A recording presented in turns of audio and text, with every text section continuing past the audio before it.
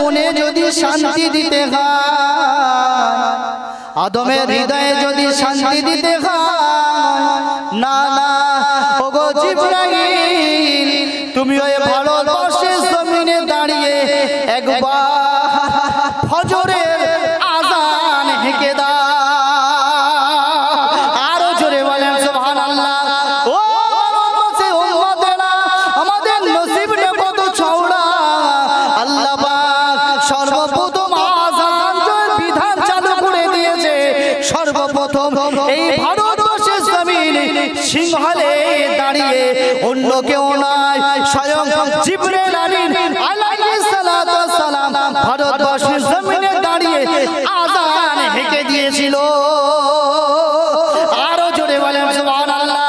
ও জওয়ানেরা, ও তরুণেরা, নওজওয়ানেরা, আল্লাহ আমাদের নসিবটা করেছে চওড়া, আল্লাহ আমাদের নসিবটা করেছে অনেক বলুন। না না, নবী যেমন ভারতে প্রথম এসেছে, আল্লাহ পাকের মালাইকাও প্রথম এসেছে, আমার এই ভারতের জমিনে সর্বপ্রথম আমার আল্লাহ আযান চালু করে দিয়েছে।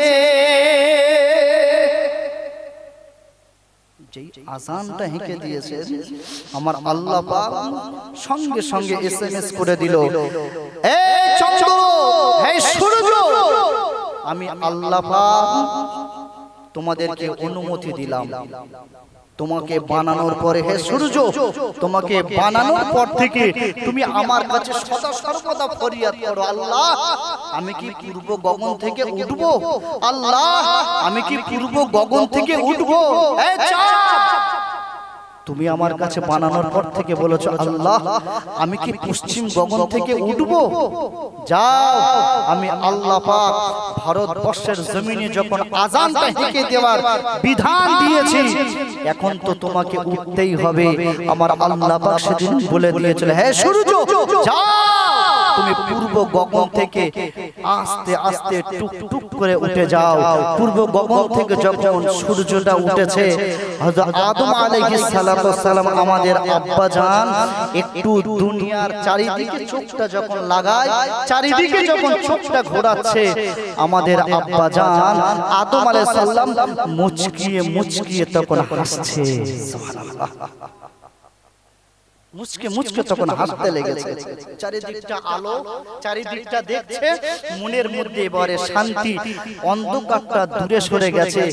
দুনিয়ার চারিদিকটা এইবার দেখবে, পৃথিবীর চারিদিকটা দেখতে পাচ্ছে, একন থেকে ওকন, ওকন থেকে একন, চারিদিকটা দেখছে।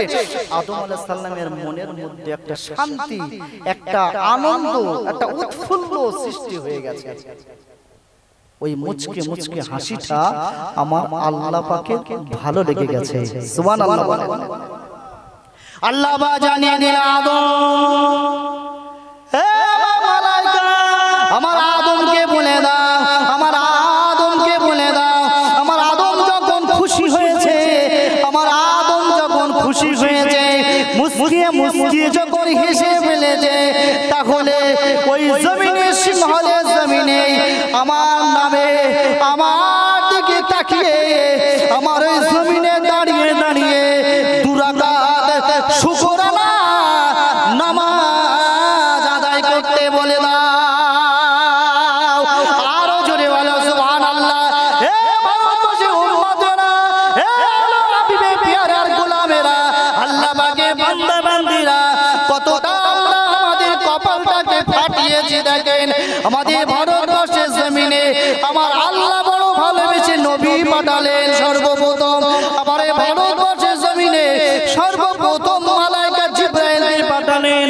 আমার এই ভারতবর্ষের জমিনে আমার আল্লাহ সর্বপ্রথম আযান চালু করে দিলেন।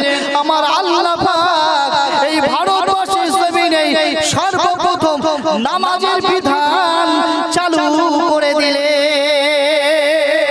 আরো জোরে বলেন সুবহানাল্লাহ। আমার আল্লাহ পাক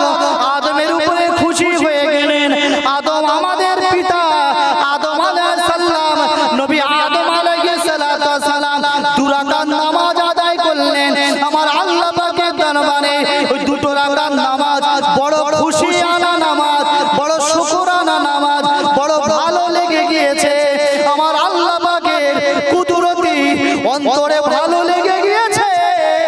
আমার আল্লাহ পাক বলে দিয়েছিলেন সেই মিরাজের দিন থেকে, ওগো আমার হাবিবে পিয়ারা, আমি আল্লাহ পাক মনে মনে স্থির করে নিয়েছি, যেদিন আদম আলাইহিস সালাতু ওয়াস সালাম, যেদিন আদম সিংহাসনের জমিনে দুটো রাকাত নামাজ আদায় করেছিল, আমি ওই নামাজটা অন্য কোন নামাজ নয়, ওই নামাজটা দু রাকাত নামাজ আমি আল্লাহ ফজরের নামাজ দু রাকাত হিসাবে আমি আল্লাহ কবুল করে নিয়েছিলাম। আরো জোরে বলেন সুবহানাল্লাহ। আমি ওই দু রাকাত নামাজটা আদমের পড়াটা এত ভালো লেগে গিয়েছে, জিবরাইল তুমি আমার আদমকে বলে দাও তার ওই দু রাকাত নামাজটা আমার বড় ভালো লেগেছে।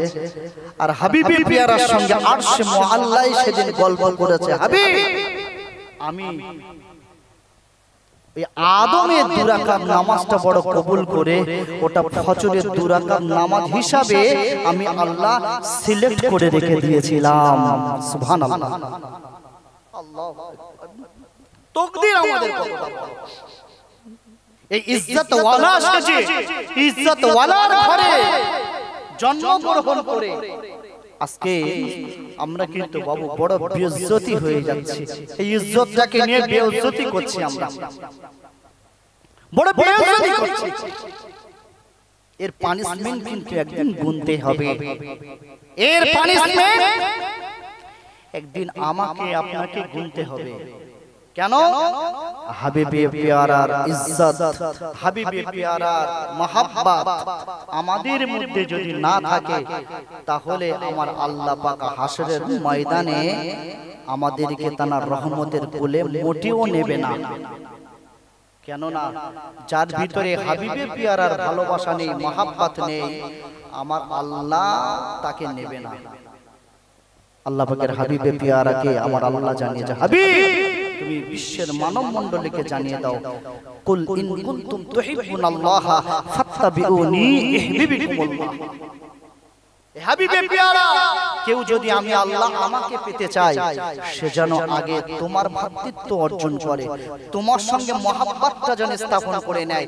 কেউ যদি তোমার সঙ্গে ভক্তিত্ব অর্জন করে, তোমার প্রেমে পড়ে যায়, তোমাকে মহব্বত করে, তোমাকে যদি ইত্তেবা করে, তোমাকে যদি অনুসরণ করে চলে, আমি আল্লাহ পাক তাকে আমার রহমতের কোলে টেনে নেব। সে তোমাকে ইত্তেবা করলো না, বলকে আমি আল্লাহ ইহবিবকুমুল্লাহ, সে আমার ইত্তেবা করেছে, আমাকেই ভালোবেসেছে। আর আমি আল্লাহ ওয়া ইয়াগফির লাকুম যুনুবাকুম ওয়াল্লাহু গফুরুর রহিম, আমি আল্লাহ গফুর আর গফফার নামের ওসিলায় তার গুনাহগুলোকে ক্ষমা করে আমি আমার রহমতের কোলে তাকে তুলে নেব। সুবহানাল্লাহ। আমি আমার রহমতের কোলে তুলে নেব। কিন্তু আমাদের মধ্যে শোনার সিফাত আছে, মানার সিফাত নেই। শোনার সিফাত আছে, মেনে নিয়ে বাস্তবে রূপ দেবার সিফাত আমাদের ভিতরে নেই। কবে আসবে, কবে হবে? আল্লাহ পাক পবিত্র কোরআনুল কারীমের মধ্যে বললেন, মা আতাকুমুর রাসূলু ফাখুযু ওয়া মা নাহাকুম আনহু ফান্তাউ। এই বিশ্বের মানব মণ্ডলীরা, আমার আল্লাহ পাকের হাবিবে পিয়ারা, আমার হাবিব তোমাদেরকে যেগুলো করতে বলেছে, ফাখুযু সেটাকে ধরে নাও, আঁকড়ে নাও, সেইভাবেই চলো, সেটাই করো। আর যেটাকে ছাড়তে বলেছে, বর্জন করতে বলেছে, সেটাকে ছেড়ে দিয়ে ফিরে এসো, আমি আল্লাহ নাজাত দিয়ে দেব। সুবহানাল্লাহ। আমাদের মধ্যে সেটা নেই।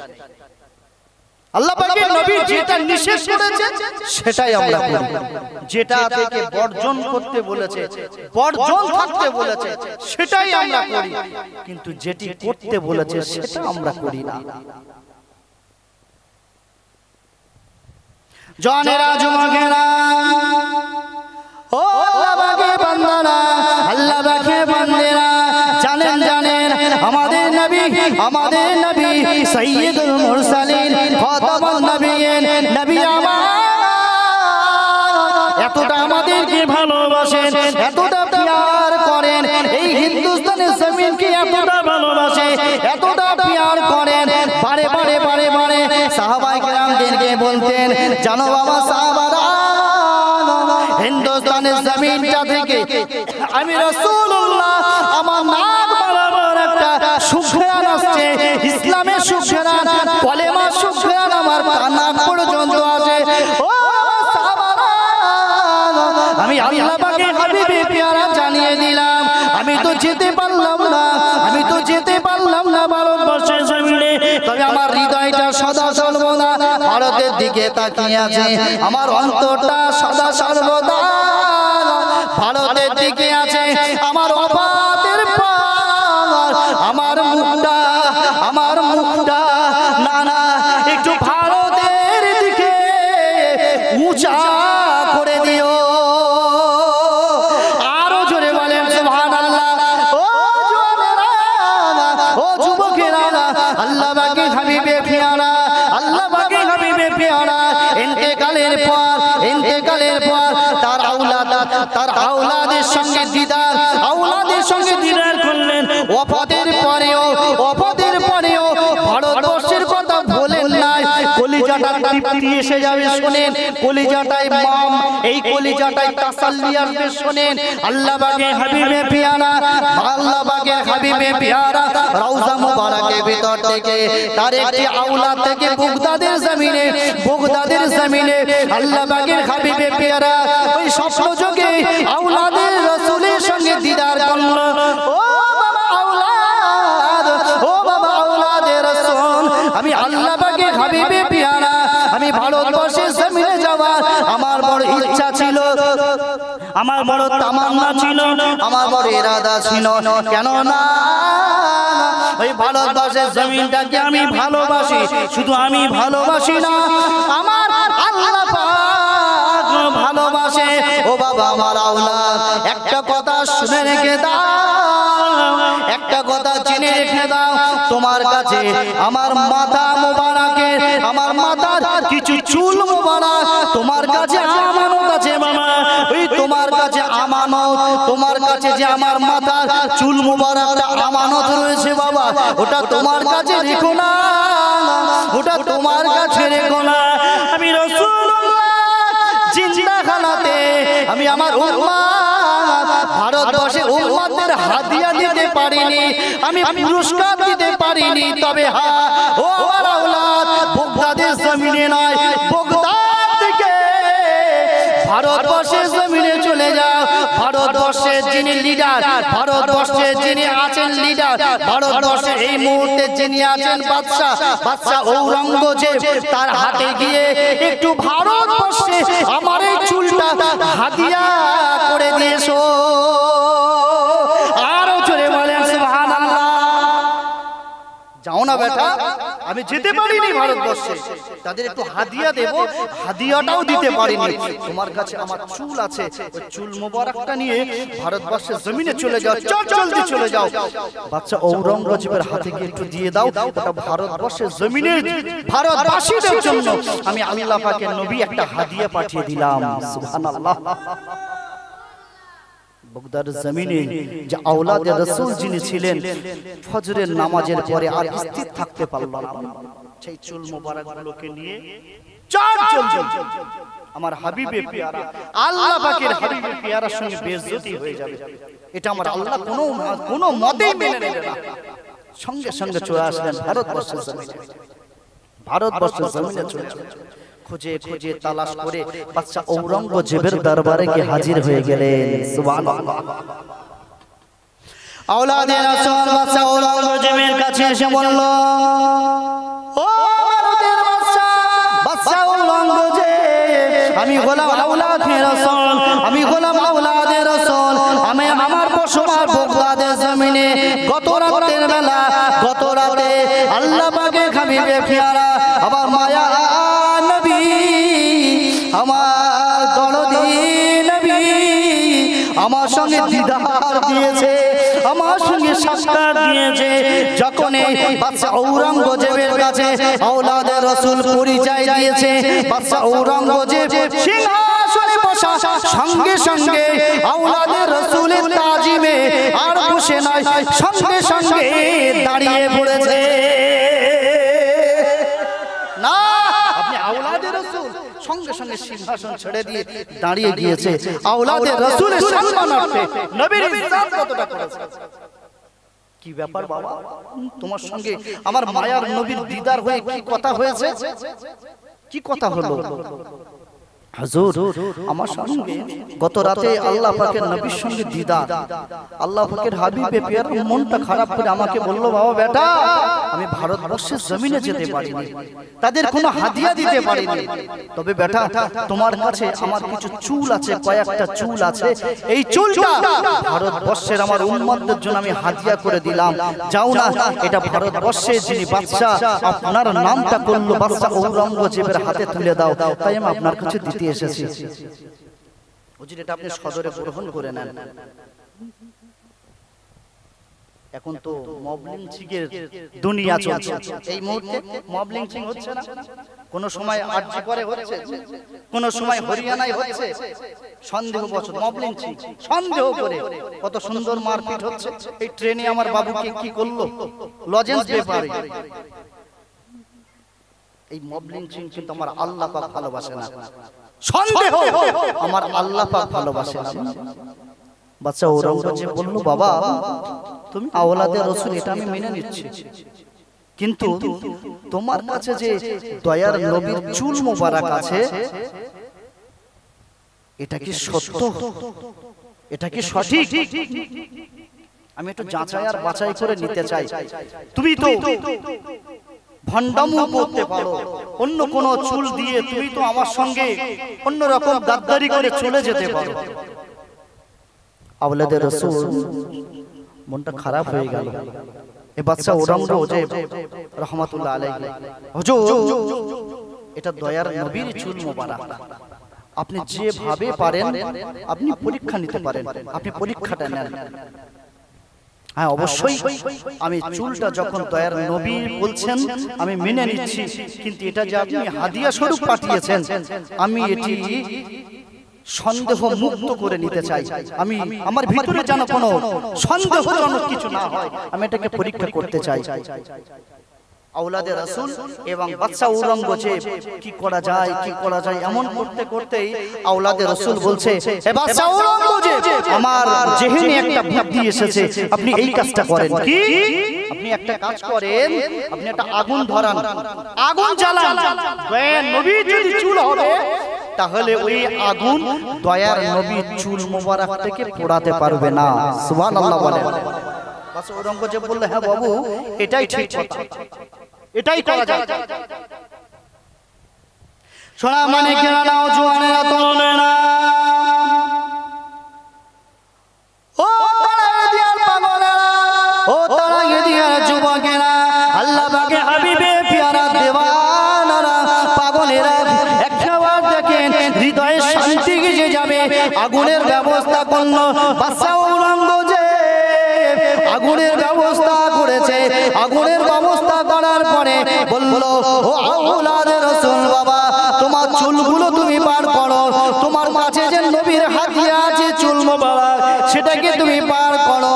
আল্লাহ পাকের হাবিবে পিয়ারার ও জওয়ানেরা, ও জওয়ানেরা ওই বাক্সের ভিতর থেকে আমানত যেটি ছিল বাক্সের ভিতর থেকে চুল মোবারকটা যখন আগুনের দিকে স্পর্শ করতে যায়, আগুনের কাছাকাছি যাওয়ার আগে আগে আগুনটা আল্লাহ পাকের হাবিবে পিয়ারার চুল মোবারকের ওসিলায় টপ করে নিভে গিয়েছে।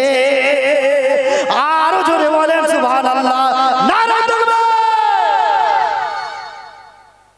যেই চুলটা আগুনের কাছে নিয়ে গেল, আগুনে ফেলা তো দূরের কথা, সঙ্গে সঙ্গে আগুনটা দপ করে নিভে গিয়েছে।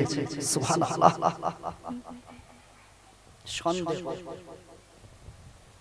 বাদশা ঔরঙ্গজেব বলছে, বাবা তুমি তো ওই চুলে কোনো মেডিসিন লাগিয়ে আনতে পারো, বলা যায় না, হয়তো তুমি ওই চুলে কোনো কেমিক্যাল লাগিয়েছো। আমার সন্দেহ হচ্ছে যে তোমার কোনো কেমিক্যালের কারণে এই চুলটা পড়েনি, বিদায়ে আগুনটা মনে হয় নিভে গিয়েছে।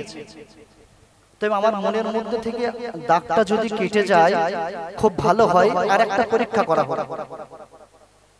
আরেকটা পরীক্ষা নেওয়া হবে কি করা যাবে দুজনে মাশওয়ারার ভিতর দিয়ে আওলাদে রাসূলই বললেন এ বাদশা ঔরঙ্গজেব আপনি নিঃসন্দেহে জানেন দয়ার নবী যে রাস্তা দিয়ে যেতেন দয়ার নবীর মাথার উপরে মেঘমালা এসে ছায়া করতেন সুবহানাল্লাহ বলেন যদি এটা দয়ার নবীর চুল মোবারক হবে তাহলে চুলের উপরে মেঘ এক খণ্ডে এসে ছায়া করবে আর দয়ার নবী যদি চুল মোবারক না হবে তাহলে চুলের উপরে রোদ লাগবে হ্যাঁ বাবা বেটা তুমি যেটি বলেছো এটা সঠিক কথা এইটাই দেখা যাক এটাই পরীক্ষা করা যাক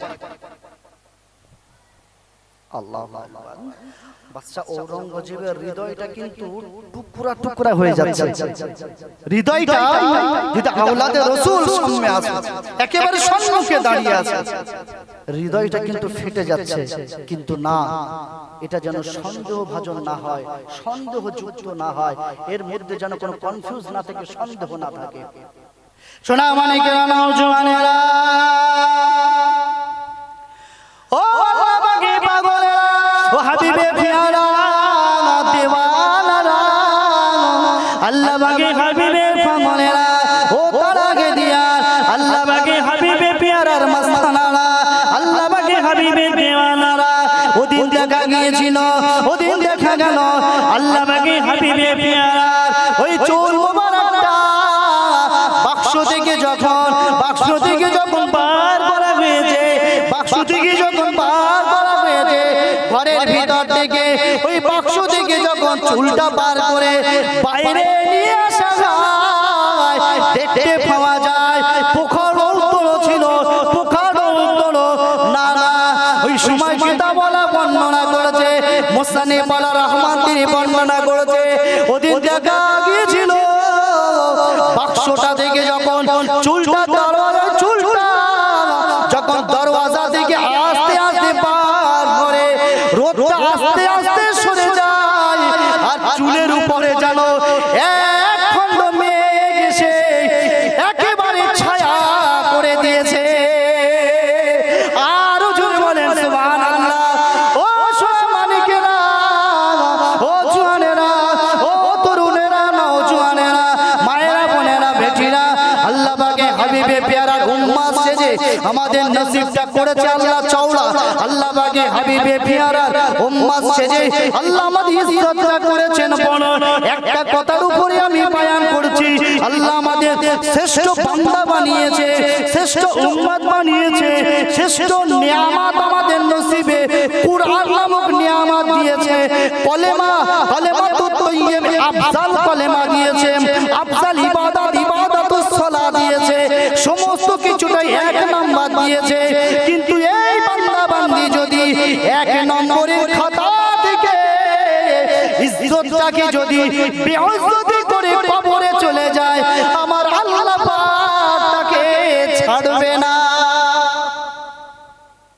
আমার আল্লাহ তাকে ছাড়বে না কারণ আমার আল্লাহ নিজে স্বহস্তে ইজ্জত ওয়ালা করে বানিয়েছে বাদশা ঔরঙ্গজেবের হৃদয়টা টুকরো টুকরো হয়ে যাচ্ছে না হে আওলাদে রাসূল আপনি সিংহাসনে বসেন আমি অনেক আপনার সঙ্গে বেয়াদবি করে ফেলেছি বাদশা ঔরঙ্গজেব ওই সময় ঘরের ভিতরে চলে গিয়ে সেজদায় পড়ে গিয়েছে সেজদায় গিয়ে বলছে ইয়া রাসূলুল্লাহ ইয়া হাবিবাল্লাহ আমি বেয়াদবি করে ফেলেছি ইয়া রাসূলুল্লাহ ইয়া হাবিবাল্লাহ আমি বেয়াদবি করে ফেলেছি না আল্লাহ পাকে হাবিবে প্যারা আপনি আমাকে ক্ষমা করে দেন আপনি আমাকে maaf করে দেন আপনি যদি হাসরের ময়দানে এই ঔরঙ্গজেবের জন্য যদি বিচার পেতে দেন এই বাদশা ঔরঙ্গজেব সেদিন বাদশাহিয়াত নিয়ে হাসরে উঠবে না আপনার বাদশাহিয়াতটা আমার আল্লাহ হাসরের ময়দানে কবুল করবে আরো জোরে বলেন সুবহানাল্লাহ হাসরের ময়দানে যেন আমি ছাড় পেয়ে যাই আল্লাহ পাকে হাবিবে প্যারা গো আপনি আমাকে ক্ষমা করে দেন বাদশা ঔরঙ্গজেব ওই সময় আওলাদে রাসূলের হাত থেকে আওলাদে রাসূলের হাত থেকে চুল মোবারকটা নিয়ে একবার চোখে বোলায়, একবার বুকে বোলায়, একবার বোসা দেয়, একবার চুমা দেয়, একবার চোখে বোলায়, একবার ডান সাইডে, একবার বাম সাইডে বুলিয়ে ইয়া রাসূলুল্লাহ ইয়া হাবিবাল্লাহ এমন ভাবে বলতে বলতে হাবিবে পিয়ারার মাস্তানা হয়ে আল্লাহ পাকে হাবিবে পিয়ারের উপরে দরুদের নজরানা পড়তে লেগেছে।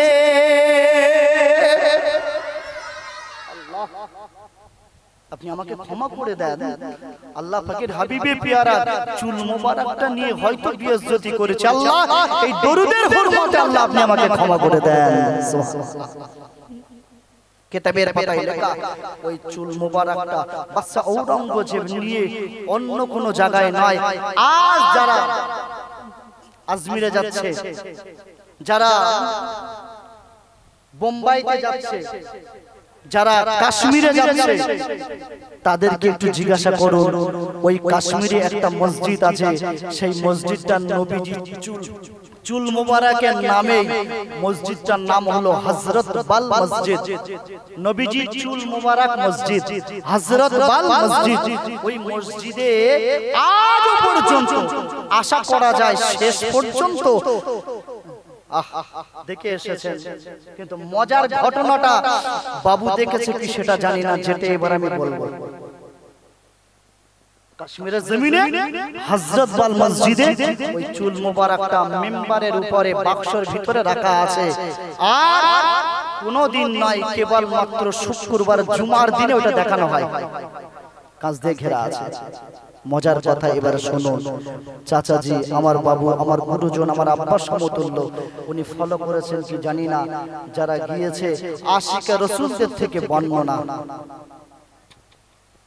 সোনা মানিকেরা নাও জোয়ানেরা তরুণেরা,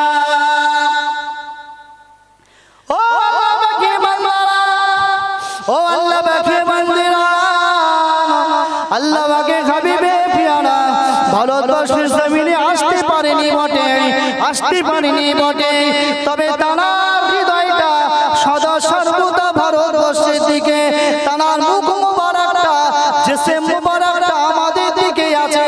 কিন্তু এটাও সত্য, আল্লাহ পাকে হাবিবে পিয়ারা আসতে পারেনি বটে, তার আওলাদের দ্বারা আমাদের জন্য হাদিয়া তিনি চুল মোবারক ভারতবর্ষের জমিনে পাঠিয়ে দিয়েছেন, যেটা কাশ্মীরের জমিনে হযরত বাল মসজিদে রাখা, বাক্সের ভিতরে কাঁচ দিয়ে ব্যারিকেড করে মিম্বারের উপরে রাখা। ও জওয়ানেরা, ও যুবকেরা, জানেন না, অনেকেই জানেন না, ওই মসজিদে যেদিন, ওই মসজিদে জুমার নামাজের পরে যখন আশিকে রাসূলরা, যখন মায়ার নবীর দিওয়ানারা, উম্মতেরা আমার মায়ার নবীর সামনে, মায়ার নবীর শানে যখন দরুদ শরীফ পড়ার জন্য দাঁড়িয়ে যায়, সালাম শরীফ পড়ার জন্য দাঁড়িয়ে যায়, না না, গাঁজা খেয়ে কথা বলি নাই, মদ পান করে কথা বলি নাই, মাতলাম করতে করতে কথা বলি নাই, কিতাবওয়ালা সাক্ষী দেয় হযরত বাল মসজিদের মেম্বারে যে চুল মোবারক রাখা আমার মায়ার নবীর আশিকে রাসূলুল্লাহ যখন সালাম দেয়, কিতাবের পাতায় লেখা সচক্ষে দেখে আসা হযরত বাল মসজিদের মেম্বারে থাকা আমার দয়ার নবীর চুল মোবারক গুলো যখন উম্মতরা দাঁড়িয়ে সালাম দেয়, চুলগুলো আর শোয়া হালাতে থাকে না, চুলগুলো সঙ্গে সঙ্গে দাঁড়িয়ে তারাও ইস্তিগফার করতে থাকে। আরো জোরে বলেন সুবহানাল্লাহ, নারে তাকবীর। ওই হযরত বাল মসজিদে থাকা চুলগুলো আশিকে রাসূলুল্লাহ যখন সালাম পড়ে, চুলগুলো তখন শোয়া হালাতে নয়, দাঁড়িয়ে তারাও কিয়াম করতে থাকে। ঠিক কথা কি না? আশিকে রাসূলদের থেকে শুনলে হৃদয়টা ফানাবে, রাসূল ফানাবে, শায়েখ যেদিন বানাতে পারবে, হ্যাঁ ওই হৃদয়টা সেদিন চওড়া হয়ে যাবে। আমরা তো নবীকে চিনতে পারিনি, শুক্রবার জুমার দিনেই ওটা হয়, জুমার দিনেই চুল মোবারকটা দেখানো হয়। হযরত মসজিদে আপনি এনি টাইম যেতে পারেন, নামাজ পড়ার জন্য যান, জি একেবারে জুমার নামাজের পরে দুটোর সময়। আল্লাহু আকবার। এত নিয়ামতে ভরা আমার কথা একটা জায়গায়, যে এত নিয়ামত এত বরকত আল্লাহ আমাদের নসিবে ঢেলে দিয়েছে, কিন্তু এই বান্দা এই বান্দি এই উম্মত কি করে ওই নবীর সঙ্গে আল্লাহ পাকের হাবিবে পেয়ারার সঙ্গে নেমক হারামি করতে পারে? না, আমার আল্লাহ মেনে নেবে না, আমার আল্লাহ সহ্য করবে না। হাসরের ময়দানে যখন কেউ কারোর হবে না, কেউ কারোর হবে না, সেদিন কিন্তু একমাত্র শুধুমাত্র কেবলমাত্র হাবিবে পেয়ারাই এই সিংহাসনে বসে সেদিন নেতৃত্ব দেবে। সেদিন মুসা নবী কাঁদবে, ঈসা নবী কাঁদবে, জাকারিয়া নবী কাঁদবে, ইয়াহইয়া নবী কাঁদবে, দাউদ নবী কাঁদবে, সমস্ত নবীরা কাঁদবে, সমস্ত উম্মতরা সমস্ত নবীদের কাছে যাবে, সকলে গো ব্যাক চলে যাও মুহাম্মদুর রাসূলুল্লাহর কাছে। মুসা নবীর উম্মতকে মুসা নবী বলবেন, না, আমার একটা সন্দেহজনক ঘটনা ঘটে আছে, নবীর কাছে চলে যাও মুহাম্মদুর রাসূলুল্লাহ। ঈসা নবীর কাছে যাবে, চলে যাও নবী মুহাম্মদুর রাসূলুল্লাহ কাছে। জাকারিয়া নবীর কাছে যাবে, চলে যাও মুহাম্মদুর রাসূলুল্লাহর কাছে। সেদিন আমার আপনার নবী সাইয়্যিদুল মুরসালিন খাতামুন নবীন নবী সেদিন রাজত্বের সিংহাসনে বসবে, নেতৃত্ব দেওয়ার সিংহাসনে আমার আল্লাহ বসার জন্য অনুমতি দেবে। একটাই সেদিন উকিল খুঁজে পাওয়া যাবে, আর কোনো উকিল থাকবে না।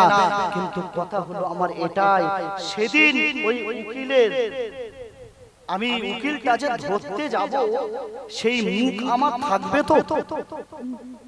সেদিন ওই উকিল বলবে তো যে হ্যাঁ তুমি আমার কাছে এসো, কিছু সুপারিশই তোমার জন্য করে দিই? না, আমার ভিতরে নবীর সুন্নাত নেই, আমার মধ্যে নবীর তরিকা নেই, আমার মধ্যে নবীর সিরাত নেই, আমার মধ্যে নবীর মহাব্বত নেই। সেদিন হাসরের ময়দানে আমি যখন দয়ার নবীর কাছে যাব, আল্লাহ পাকের হাবিবে পেয়ারা বলবে, আমি তোমার মধ্যে নেই, তুমি আমার ভিতরে নয়, সুহকান সুহকান, হটে যাও, পালিয়ে যাও, আমি তোমার মধ্যে নয়, তুমি আমার ভিতরে নয়। সেদিন কার কাছে গিয়ে কাঁদবো? সেদিন কার দরবারে যাব? মুসা নবী তো তাড়িয়ে দিল, ঈসা নবী তো পার করে দিল, দাউদ নবী তো হাঁকিয়ে দিল, জাকারিয়া নবী তো সরিয়েই দিল। একমাত্র আমাদের নবী ব্যতীত কেউ সেদিন মুস্তানি দিতে পারবে না। কিন্তু সেদিন বলবে সুহকান সুহকান, হটে যাও, তোমার মধ্যে সুন্নাত নেই, তোমার মধ্যে আমার তরিকা নেই, তোমার মধ্যে আমার সিরাত নেই, তুমি ইহদিনা সিরাতাল মুস্তাকিম রাস্তায় অটুট ছিলে না, তোমার মধ্যে কোরআনের বিধান নেই, কোরআনের ল নেই, কোরআনের নিয়ম কানুন অনুযায়ী তুমি জিন্দেগি বসর করনি। আমার আল্লাহ পাক তোমাকে 20 বছর সময় দিয়েছিল, আমার আল্লাহ তোমাকে 70 বছর সময় দিয়েছিল, আমার আল্লাহ তোমাকে 30 বছর 80 বছর 60 বছর 50 বছর 45 বছর সময় দিয়েছিল। এই আমার উম্মতিরা, চিটিংবাজি করেছো, ফেরিবাজি করেছিলে, বাদরাম করেছিলে, শুধু লবাবি দিয়েছিলে, নিজের কবজির বল দেখিয়েছিলে, মার্সেলের বল দেখিয়েছিলে, রক্তের বল দেখিয়েছিলে। সুহকান সুহকান, হটে যাও, হাসরের ময়দান থেকে সরে যাও। কিতাবের পাতায় লেখা, হাসরের ময়দানে বান্দা বান্দীগুলো হিসাব দিতে দিতে তাদের কারুবা নাভি পর্যন্ত, কারুবা কান পর্যন্ত, কারুবা কানের নথি পর্যন্ত, কারুবা কণ্ঠনালী পর্যন্ত ঘামে হিসাব দিতে দিতে ঘামে দরিয়া হয়ে যাবে। কেউ বা কিতাবের পাতায় লেখা ওই দরিয়ায় হাবুডুবু খাবে। সেদিন কি হবে? বড় ফ্যাসিলিটি পেয়েছি আমরা ইজ্জতওয়ালা, কিন্তু ইজ্জতটাকে ধরে রাখতে পেরেছি তো? ইজ্জতটাকে অ্যাকসেপ্ট করে ধরে নিয়ে কবরে যেতে হবে। সময় 80 বছর আল্লাহ দিয়েছে, ওটা ধরে নিয়ে অ্যাকসেপ্ট করে নিয়ে কবরে যেতে হবে। সময় 40 বছর আল্লাহ দিয়েছে, ধরে নিয়ে কাজে পরিণত করে কবরে যেতে হবে, আর নচেত কোনো কাজ হবে না।